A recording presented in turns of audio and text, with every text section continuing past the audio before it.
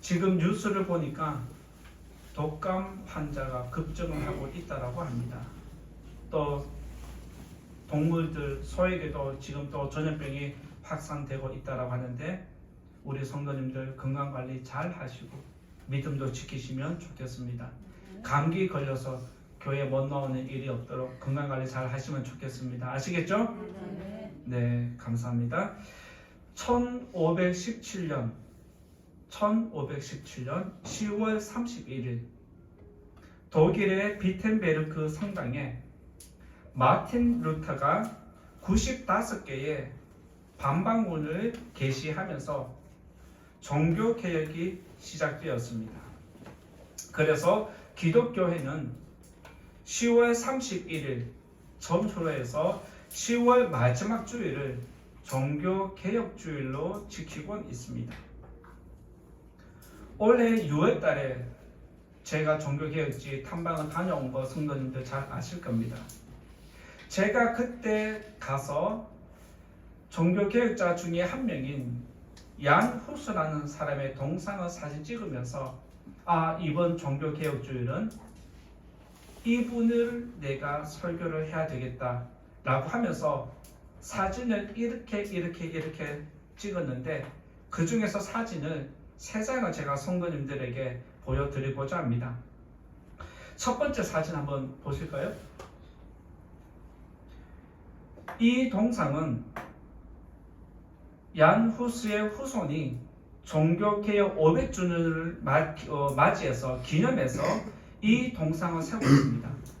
이 동상을 세운 위치가 어디냐면 체코에서 프라하에서 유명한 성당 앞에 이 동상을 세웠습니다. 지금 성당은 보이진 않지만 이렇게 얀 후스의 동상이 천주교회 앞에 세워져 있다는 것만 먼저 기억하시면 되겠습니다. 그리고 그의 후손이 종교개혁 500주년을 기념해서 그의 동상을 세울 때 원래는 얀 후스가 천주교회를 바라보는 방향으로 세우려고 했었습니다. 그런데 천주교회에서는 불쾌한 거예요. 왜 당신의 동상이 우리 교회를 바라보도록 하느냐? 방향을 돌려라 하면서 공사 기간 내내 시끄러웠습니다. 그래서 어쩔 수 없이 얀 후스의 동상을 조금 방향을 틀었습니다. 두 번째 사진 보여주실래요? 그래서 지금 두 번째 사진을 보면 얀 후스가 천주교회를 바라보는 것 같지 않게 하늘을 바라보고 있는 듯한 모습이 보여집니다. 보이나요? 네, 이렇게 해서 얀 후스의 동상은 천주교회를 바라보는 방향에서 각도를 틀었지만 그의 몸과 머리는 조금 각도가 다르게 만들어져 있습니다. 그래서 얀 후스의 후손들이 얀 후스의 마음과 의지를 조금 더 담아서 의도적으로 이렇게 방향을 살짝 틀어놓는 것을 볼 수가 있습니다. 세 번째 사진 보여줄래요? 세 번째 사진 보시면 오른쪽에는 첨탑 2개 보입니까? 첨탑 2개 있는 곳이 천주교회입니다. 천주교회인데 왼쪽에는 얀 후스의 동상이 세워졌는데 보는 각도에 따라서 얀 후스가 천주교회를 바라보는 듯한 모습이 지금 나오고 있습니다. 그래서 사진을 찍을 때에 이렇게 해서 이번 종교개혁주일 이렇게 설교를 하면서 성도님들과 은혜를 나누어야 되겠다라고 그렇게 사진을 이렇게 또 제가 찍어왔습니다. 지금 뒤에서 보면 얀 후스의 얼굴이 천주교회를 향하는 것을 볼 수가 있습니다. 왜 이렇게 그의 후손들이 천주교회를 집착을 하고 얀 후스가 천주교회를 바라보도록 만들려고 그렇게 부딪히면서 방향을 돌리면서까지 그렇게 싸웠느냐? 얀 후스의 동상을 이렇게 세운 것은 내가 너희 교회 천주교회가 개혁이 되는지 안 되는지 너희 교회가 어떻게 변화되는지 계속해서 지켜보겠다라고 하는 개혁의 의지가 담겨 있는 마음을 여기서 표현한 것입니다. 이제 또 다시 사진을 이제 내려주시면 되겠습니다. 1517년에 마틴 루터가 종교개혁을 시작하기 전에 이미 100년 전에 앞서 설명드린 얀 후스라는 사람이 천주교 교황에 의해서 화형을 당합니다. 얀 후스라는 사람이 누구냐면 체코 프라하 대학에서 신부 수업을 받고 신부가 되어서 그곳에서 신학을 가르친 교수입니다. 그런데 그 사람이 신학교 교수가 되어서 가르치다 보니까 문제가 계속 나타나는 겁니다. 왜? 성경하고 너무 위배되는 것이 계속 보이니까 얀 후스라는 사람이 천주교와 교황을 향해서 지금 신학이 잘못되었다라고 지적을 하기 시작했습니다. 그리고 교황도 지금 엄청난 죄를 짓고 있다라고 고발을 하기 시작했습니다. 또한 동시에 신부가 성도들에게 고해성사 받는 것 자체가 잘못되었다라고 지적을 했습니다. 성도들이 하나님께 직접 기도해야 되는데 왜 신부가 그것을 가로채냐고, 이것은 월권이다라고 그렇게 지적을 했습니다. 그러자 교황과 교황청은 이거 이대로 두면 큰일 나겠다 생각을 해서 얀 후스에게 신학적인 토론을 하자라고 그를 초청을 합니다. 그 당시에 교황청이 브람스에 있었는데 브람스로 얀 후스를 초청을 하고 오자마자 그를 감옥에 가두어 버립니다. 그리고 너의 신학을 바꾸어라. 네가 지금 교회가 잘못됐다라고 지적하는 것 다 철회시켜라 라고 협박을 하면서 1년 동안 고문을 가했습니다. 그럼에도 이 얀 후스라는 사람은 굴하지 않았습니다. 그리고 결국 1년 후에는 그는 화형을 당하는데 화형을 당하는 그 순간에 그가 이런 멋진 고백을 남기는 것을 우리가 기억해야 합니다. 화형당하는 얀 후스가 그 주변의 광장에 모여있는 사람들에게 뭐라고 큰 소리로 외치냐면, 나는 지금 불에 타 죽지만 100년 뒤에 나와 같은 주장을 하는 사람이 나타날 것인데 그때는 어떤 불로도 끌 수 없다라고 선포를 했습니다. 얀 후스가 이 말을 하고 화형을 죽고 그로부터 정확하게 102년 후에 누가 그에게 불씨를 일으키냐면 마틴 루터가 개혁의 불씨를 크게 일으킵니다. 그리고 루터가 비텐베르그 성당에 교회가 잘못한 것을 95개의 항목을 인쇄를 해서 성당에 붙이고, 당시에 인쇄술이 발달하면서 이것이 독일어로 번역이 되어서 삽시간에 전 유럽으로 확산되기 시작합니다. 또 한 번 로마 교회가 천주교가 충격을 받습니다. 이거 빨리 수습하지 않으면 큰일 난다 라고 생각을 하고 다시 루터에게, 야, 너 우리와 다시 한번 토론해보자. 얀 후스를 불러들었던 것처럼 루터에게도 우리와 신학적인 토론을 하자라고 제안을 했습니다. 당시 루터도 신부였습니다. 천주교로부터 신부 수업을 받고 신부가 된 사람인데 잘못됐다는 걸 또 발견한 것입니다. 그래서 주위 사람들이 루터에게, 야, 너 가면 안 돼. 왜? 100년 전에 얀 후스라는 사람이 그렇게 희생당했어. 너도 똑같이 당할 거야. 가면 안 되라고 그렇게 극구 만류했습니다. 주변의 친구들이.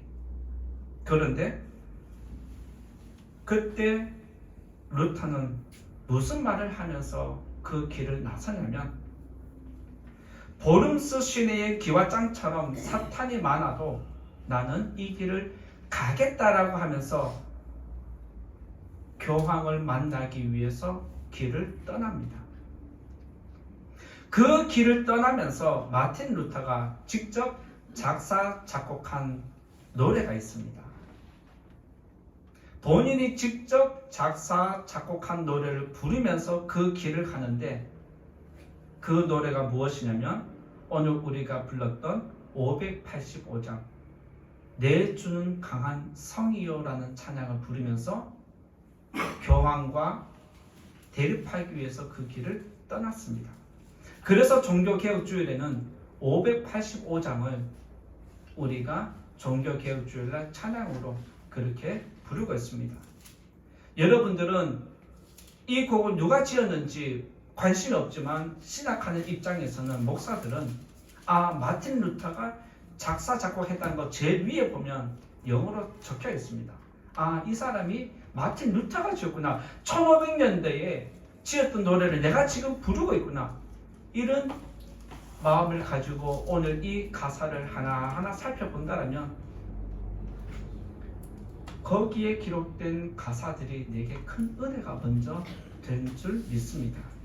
그래서 혹여 성도님들 오늘 또 더 큰 은혜를 바라기를 원한다면 집에 돌아가셔서 585장 이 찬송가의 가사를 음미하면서 마틴 루터가 교황과 싸우기 위해서 그 길을 떠난 것을 생각해서 연상해 본다면 더 많은 은혜가 있을 줄로 믿습니다.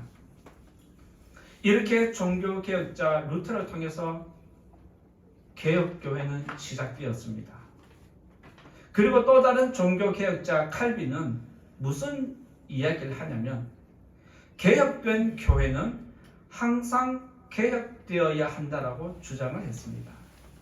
이 칼빈의 말이 너무나 유명해서 개혁교회라면 다 기억하고 있는 내용들이고, 이번에 뉴스를 보니까 총신대학교 신학대학원에 이 칼빈의 말을 기념비로 새겨 넣었다는 뉴스를 제가 보았습니다. 그만큼 개혁된 교회는 항상 개혁되어야 한다는 이 주장이 굉장히 중요한 것입니다. 그래서 저는 오늘 카톡의 상태 메시지를 아까 보여드렸던 얀 후스의 동상과 오늘 이 말을 제 카톡의 상태 메시지로 올려놓았는데, 성도님들도 우리 교회는 개혁된 교회고 앞으로도 우리 교회는 계속 개혁되어야 하는 교회라는 것 믿으시기 바랍니다. 이 말은 여러분들의 믿음 생활도 개혁되어야 한다는 뜻입니다. 왜 종교개혁자 칼빈이 한번 개혁된 교회는 항상 개혁되어야 하냐고 외치냐면, 개혁은 한 번으로 끝나는 것이 아니라 사람들이 바뀔 때마다, 즉 시대가 바뀔 때마다 교회는 계속 변화되어야 한다는 것을 이야기합니다. 이 말을 반대로 해석을 하면 개혁되지 않는 교회는 타락한다는 것을 이야기합니다. 따라서 오늘 종교개혁주의를 맞아서 한국교회가 개혁해야 할 부분들이 여러 부분이 있지만, 오늘은 또 한 부분을 거론을 하면서 우리 교회가 이런 교회가 안 되기를 바라고 한국교회가 개혁되기를 바라는 마음으로 관심 가져주시고 기도하시는 저와 여러분 우리 교회가 되기를 예수님 이름으로 먼저 부탁을 드립니다. 첫 번째로 교회는 항상 개혁되어야 하는데, 첫 번째로 타락한 성전에 대해서 말씀드리고자 합니다. 첫 번째는 타락한 성전입니다. 45절에 있는 말씀 한번 또 같이 읽어볼까요?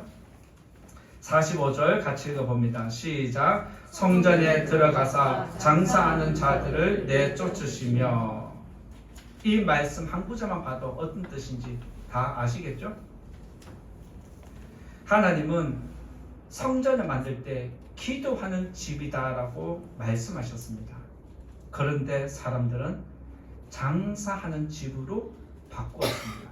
그래서 예수님이 화가 나서 장사하는 사람들의 상들을 엎었다라고 마태복음과 마가복음에서는 그렇게 기록을 하고 있습니다.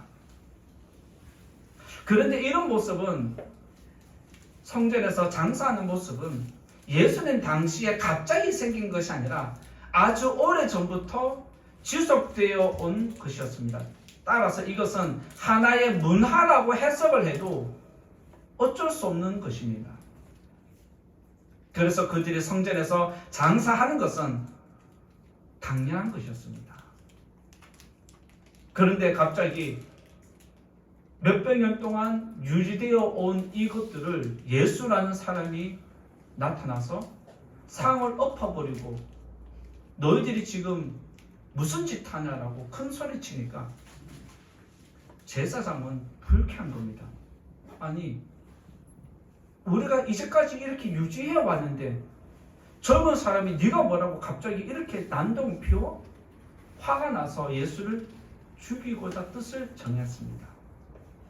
마찬가지로 루터는 천주교의 잘못을 95개로 지적을 했는데 95개 내용들을 함축을 하면 가장 큰 죄가 두 개가 나옵니다.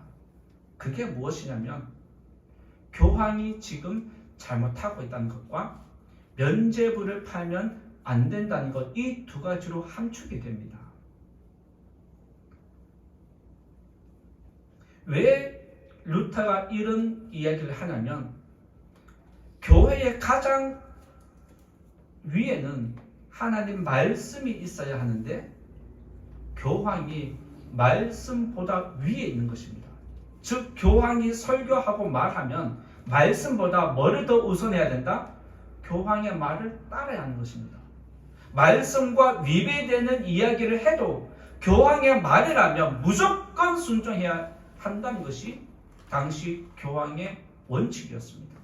그래서 말씀보다 교황이 앞서 있다 보니까 교회가 타락하게 된 것입니다. 그래서 루터는 교황도 말씀에 순종해라. 교황도 다시 성경으로 돌아가야 한다라고 지적했습니다. 그리고 그 당시에 천주교는 성 베드로 성당을 짓기 위해서 많은 돈이 필요했습니다. 그래서 많은 돈을 걷어들여야 하는데 헌금이 줄어드니까 어떻게 하냐면 면죄부를 팔기 시작합니다. 여기서 면죄부는 말 그대로 죄를 면해 주는 것을 이야기합니다.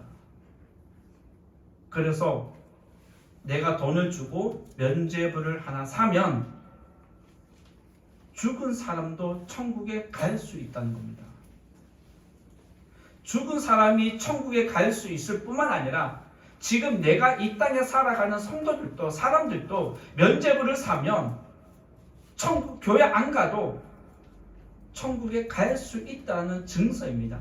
그래서 교황이 저 사람은 죽어도 천국 간다라는 면죄부를 팔면 면죄부를 가지고 있으면 교회 안 나가도 되고 제사 안 드려도 되고 그냥 무슨 짓을 해도 천국에 가는 거예요. 그것이 누가 증명하냐면 교황이 서류를 만들어서 면죄부 증서를 발급해 줍니다. 이것이 면죄부였습니다. 면죄부가 팔리기 시작하고 돈이 들어오니까 여러 교황들이 여러 상황들에 따라서 돈이 필요하면 면죄부를 계속 팔기 시작하는 겁니다. 그래서 정치적인 의도에 따라서 이 면죄부가 엄청나게 팔렸는데 그냥 무조건 파는 것이 아니라 그 사람의 죄를 들어보고 당신의 죄가 무거워, 당신의 죄는 이거 죄 경감 받으려면 5천만 원 내야 돼. 그럼 5천만 원 면죄부 딱 써주면 그냥 그 사람 죄가 사해지는 거예요.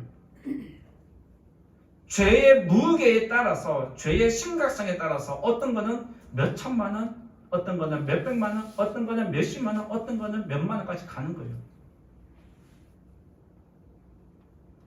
그런데 당시에 일반적으로 면제부의 가격이 통용된 가격이 얼마냐면 현 시세로 10만 원입니다.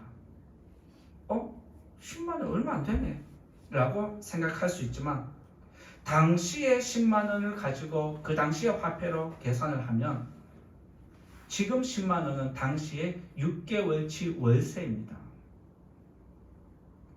그리고 당시에 10만 원을 환산하면 송아지 3마리를 살 수 있는 가격이다라고 기록되어 있습니다. 따라서 일반 평민들이 면제부를 하나 사려면 몇 개월 동안 돈을 안 쓰고 모아야만 겨우 살 수 있는 돈의 가치가 있었다는 것을 이야기합니다. 이렇게 그 어마어마한 돈이 교황청에 들어오기 시작하니까 그 돈으로 교황과 추기경 그 밑에 신부들이 타락하기 시작했습니다. 예수님 당시의 성전은 제사에 바칠 제물을 사고 파는 장사하는 곳이 되었습니다. 천주교도 면제부를 팔아서 장사하는 곳이 되었는데 오늘날 한국교회도 이런 장사하는 모습이 계속 드러나고 있습니다. 한국교회에서 지금 장사하는 것이 뭐가 있냐면 직분을 사고 파는 모습이 나타나고 있는 현실입니다.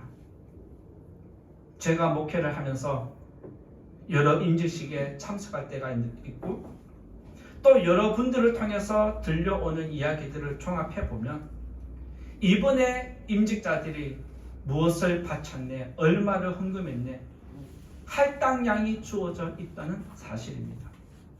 직분을 받는데 무엇을 바쳐야 직분을 받는 것처럼 지금 직분을 사고 파는 것이 한국교회가 되었습니다.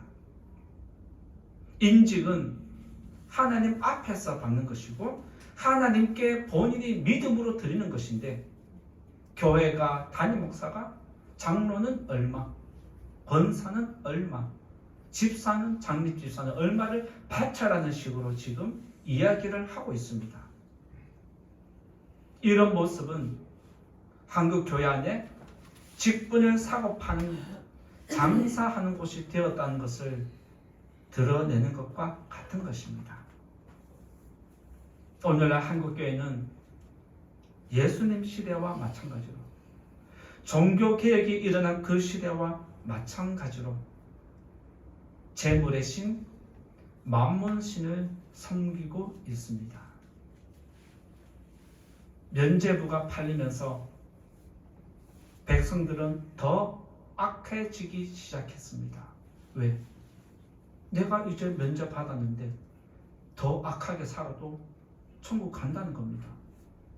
또 더 큰 악을 지었다 싶으면 면제부를 또 사면 됩니다. 면제부가 팔리면서 사람들이 더 악해진 것처럼 한국교회 직분은 또 다른 권력층을 지금 형성하고 있습니다. 개혁으로 세워진 한국교회가 지금 죄송하게도 개혁의 대상이 되었다는 사실입니다. 따라서 종교개혁주일에 한국교회를 돌아보면서 다시 반성하고 회개하는 저와 여러분이 되고 한국교회가 되어야 할 줄로 믿습니다. 세상에 거대한 파도가 우리 교회를 삼키지 못하도록 우리 주님께서 방파제가 되어주시기를 예수님 이름으로 축원드립니다. 두 번째로 개혁하신 예수님에 대해서 말씀드리고자 합니다. 두 번째는 개혁하신 예수님에 대해서 말씀드리고자 하는데 46절에 있는 말씀 같이 읽어보겠습니다. 46절 시작. 그들에게 이르시되 기록된 바 내 집은 기도하는 집이 되리라 하였거늘 너희는 강도의 소굴을 만들었도다 하시니라. 예수님은 성전에서 장사하는 무리들을 쫓아내시면서 뭐라고 말씀하시냐면 내 집은 무슨 집? 믿으시기 바랍니다. 우리 교회는 장사하는 교회일까요? 기도하는 교회일까요? 그런 교회 되기를 축복합니다. 예수님이 왜 이 말씀을 하시냐면 성전의 기능과 의미가 다시 일깨워 주는 것입니다. 지금까지 잘못된 길을 갔기 때문에 성전의 기능이 무엇인지, 교회가 왜 있어야 하는지 다시 가르쳐 주고 있는 것입니다. 이것은 성전이, 교회가 지금까지 자기 역할을 똑바로 못했다는 것입니다. 안타깝지만 이제라도 다시 성전의 기능을, 예배의 기능을 회복하라는 것이 예수님의 마음이었습니다. 성전의 기능은 무엇입니까? 우리가 기본적으로 아는 대로 죄인이 하나님을 찾아서 예배하는 곳입니다. 피조물이 창조주를 찾아서 도와달라고 요청하는 곳이 성전의 기능입니다. 그런데 당시의 제사장은 성전을 장사하는 곳으로 만들었습니다. 성전이 장사하는 곳이 되었다라는 것은 성전의 주인이 바뀌었다는 뜻입니다. 성전의 주인은 누구입니까? 하나님이죠. 그런데 당시의 제사장은 성전의 주인을 맘몬 신으로 바꾸었습니다. 하나님은 쫓아내고 재물의 신 맘몬을 섬겼다는 것이 장사하는 집이 되었다는 것과 같은 것입니다. 그래서 예수님이 상을 엎어버리고 그들을 쫓아내신 것은 그들이 섬기고 있는 맘몬신을 쫓아내는 것과 같은 것입니다.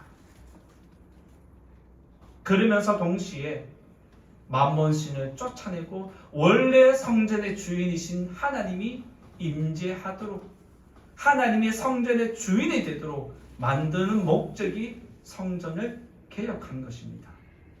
마찬가지로 교황과 천주교가 면죄부를 팔아서 맘몬신을 섬기고 있을 때에 종교개혁자 루터가 나타나서 뭐라고 외치냐면 오직 성경으로, 오직 은혜로, 오직 믿음으로만 강조한 것이 종교개혁의 기치가 되었습니다. 천주교 신부였던 루터가, 천주교 신부였던 얀 후스가 왜 이렇게 가르침을 받은 그대로 따르지 않고 천주교에 향해서 교황에 대해서 반항을 하느냐? 말씀과 미배되었다는 것을 발견했기 때문입니다. 그리고 천주교에서 은혜를 이야기하고 믿음을 이야기하는데 그 은혜와 믿음도 변질되었다는 것을 그들이 말씀을 통해서 깨달았다는 겁니다. 여러분이 저를 판단하는 기준도 말씀에서 위배되느냐 안 되느냐를 보시면 제가 타락했는지 타락하지 않았는지, 목사 개혁해야 되는지 개혁하지 않아야 되는지 알 수 있다는 것입니다. 그래서 여러분들은 성경을 읽으셔야 합니다. 믿습니까? 성경 퀴즈 하고 계세요? 성경 퀴즈 하셔야죠. 성경 퀴즈를 왜 하냐? 이렇게라도 좀 읽으라는 거예요. 말씀을 읽어야 김일군 목사가 똑바로 하는지 안 하는지 알 거 아닙니까? 이 말씀이 올바른지 잘못됐는지 알 수 있는 거 아니겠습니까? 여러분이 어떤 교회를 가더라도 성경을 알아야 저 사람이 이단인지 참 목자인지 알 수 있지 않겠습니까? 이단은 계속해서 성장하는데 개혁교회는, 한국교회는 사라지고 있는, 정말 비참하지 않으십니까? 그 이유가 뭐냐? 말씀을 읽지 않아서 그렇다는 겁니다. 얀 후스와 루터가 천주교가 잘못됐다, 교황이 잘못됐다 지적할 수 있었고 목숨을 바칠 수 있었던 것도 말씀과 위배되었고 변질되었다는 걸 느꼈고 확신했기 때문입니다. 이것으로 말미암아 개혁교회가 시작되었고 지금 우리가 믿음으로 구원받는다는 이 논리를 지금 믿고 있는 것입니다. 얀 후스가 외친 것도, 마틴 루터가 외친 것도, 예수님이 지금 성전을 개혁하신 것도 결국에는 본질로 돌아가자는 것입니다. 본질로 돌아가는 게 뭐냐? 하나님 말씀으로 돌아가는 것입니다.